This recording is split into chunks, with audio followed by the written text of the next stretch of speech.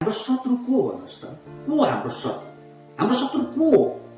के मानिसहरू हो जसले हाम्रो पछाडि बाइटिङ गरिराखेको छ, जसले तिमीहरू ठोक्का तिमीहरू क्रिस्चियनहरू भनिराखेको छ, सुसमाचार सुनाउन जाँदाखेरि के भनिराखेको छ? के उहाँहरू हो?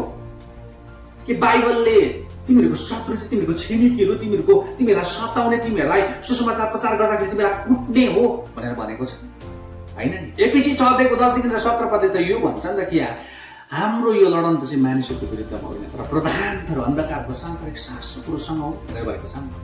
बाइबलले स्पष्ट भनिसकेको छ कि हाम्रो शत्रु चाहिँ मानिस होइन तर त्यो स्वर्ग स्थानमा भएको दुष्टाइको आत्मिक सेनाहरू हो भनेर भनेको छ। अनि यदि याकुब 4:7 हेर्छौँ भने त्यहाँनिर हाम्रो शत्रु चाहिँ शैतान हो भनेर पनि बताएको छ। यदि नेपालको नेपाली बाइबलमा हेर्छौँ भने त्यहाँनिर दियाबलस भन्ने शब्द चलाएको छ।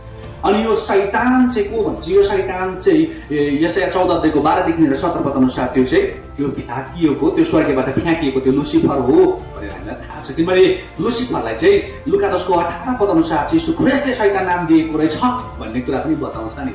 होइन, त्यो शैतान हो क्या, जसले चाहिँ आजको दिनमा हाम्रो छिमेकीहरूलाई, हाम्रो मानिसहरूलाई के गरिराखेको छ? युदा स्कृतिलाई जसरी क्याप्चर गरेर, युदा स्कृतिको जसरी शरीरमा बसेर जसरी यीशु ख्रिस्टलाई 30 वटा चाँदीको सिक्कामा बेच्नु लगायो युदा स्कृतिलाई, त्यसरी नै हाम्रो छिमेकीहरूलाई पनि त्यसले अनुभव बनाइराखेको छ, हाम्रो विरुद्धमा सुनाइराखेको छ।